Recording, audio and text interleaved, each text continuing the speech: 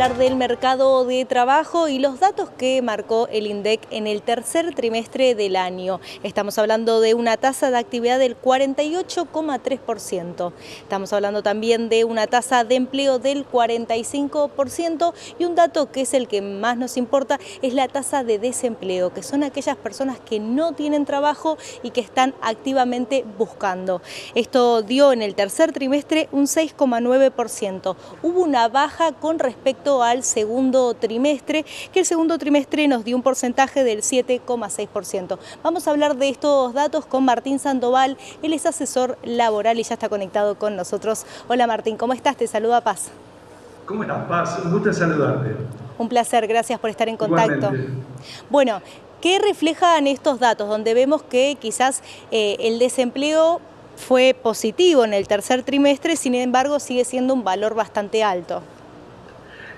Paz, sí, vos lo marcaste muy bien. Ha descendido el índice del desempleo proporcionado por el INDEC al 6,9%, en contraposición al 7,6% del segundo trimestre y el 7,7% del primer trimestre. O sea, el descenso. Hay que tener en cuenta ciertos aspectos también. Dentro de lo que se llama la población económicamente activa, el 73% lo componen asalariados y el 27% no asalariados. El mayor índice de desempleo se registra en el Gran Buenos Aires y en la región pampeana, casi un 1% más, y asciende al 7,6%. Y otro dato importante, Paz, Sí, a tener en cuenta, que dentro de los desocupados, el 70% culminó el secundario y el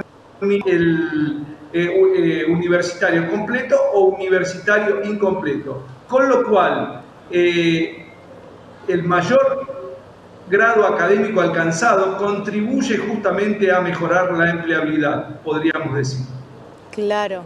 Martín, ¿estos datos siguen siendo alarmantes por más de que muestren una mejoría?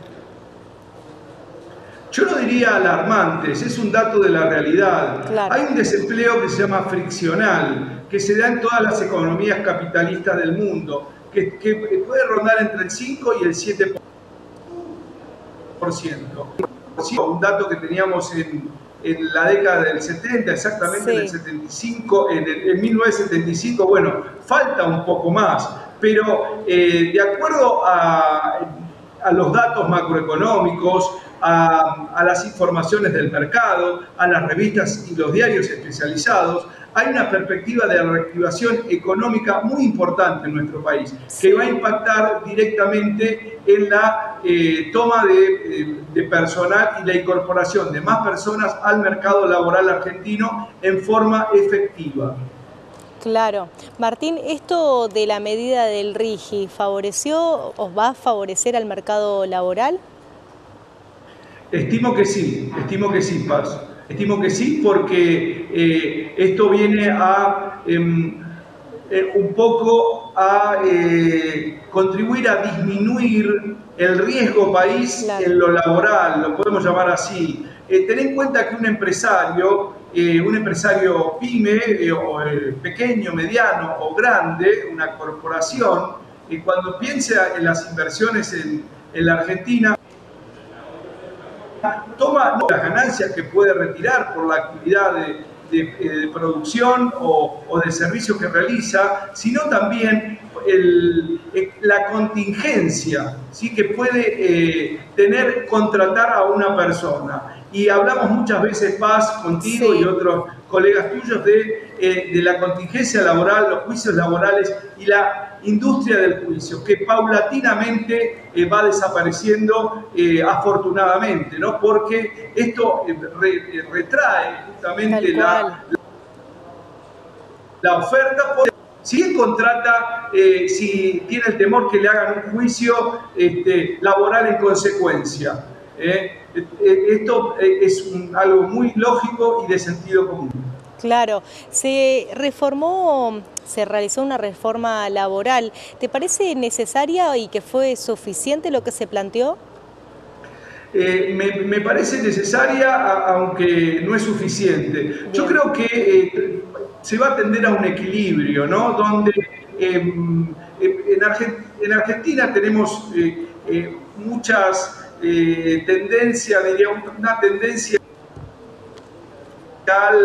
al otro. Yo creo que debemos llegar a como hablaba Confucio, del invariable medio, ¿no? Un medio donde las empresas contraten, donde los colaboradores y empleados sean contratados en forma efectiva, con sueldo, con beneficios, y donde haya un equilibrio. Obviamente donde funcionan los mecanismos de control también, ¿no? Porque digamos, si hay una ley hay que, digamos, acoplarse a ella y cumplirla.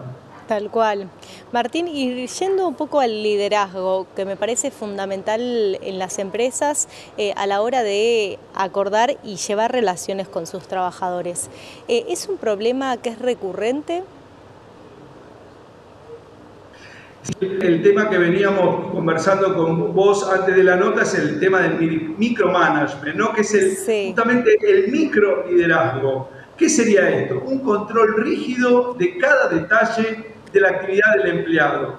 Esto afecta negativamente a la moral del empleado y también a la productividad. Las empresas pierden plata por mal liderazgo. Provoca pérdida de dinero, agotamiento y provoca un impacto negativo en los resultados. Fíjate vos, Paz, que en el 2023 Gallup hizo una encuesta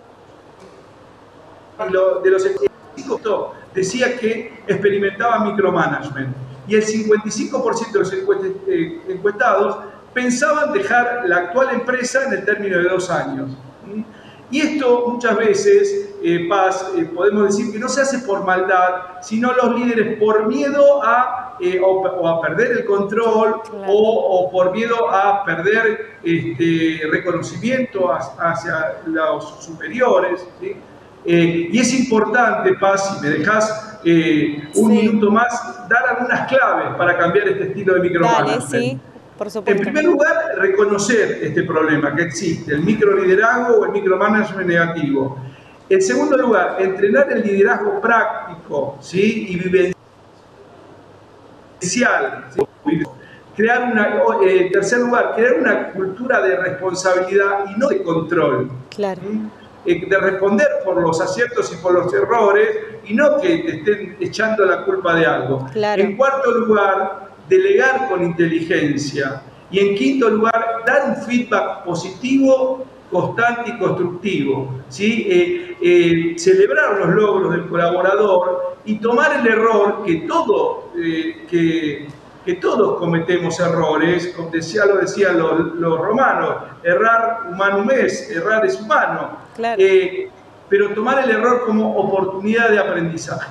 Tal cual. Martín, también hubo un cambio de paradigma en torno al desarrollo laboral, en donde quizás ahora los empleados buscan un empleo híbrido o un empleo de forma remota. Eso también puso a las empresas en un lugar de desequilibrio.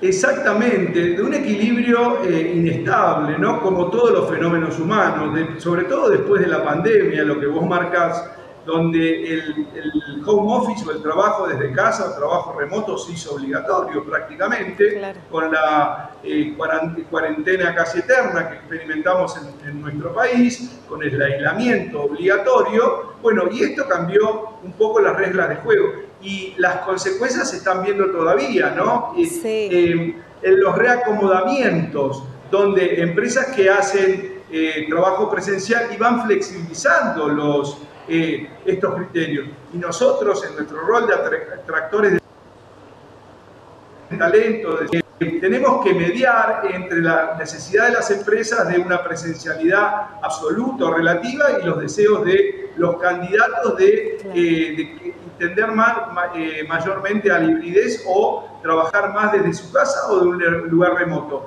Que se ha demostrado, Paz, sí, que se consiguen iguales o mejores resultados, siempre en un marco, como vos decías, de un equilibrio. Tal cual. Martín, te agradezco por este contacto. Gracias a vos, te mando un abrazo y buenas tardes. Hasta luego. Martín Sandoval, asesor del mercado laboral, charlaba con nosotros por la pantalla de Canal E. Ya venimos con toda la información económica.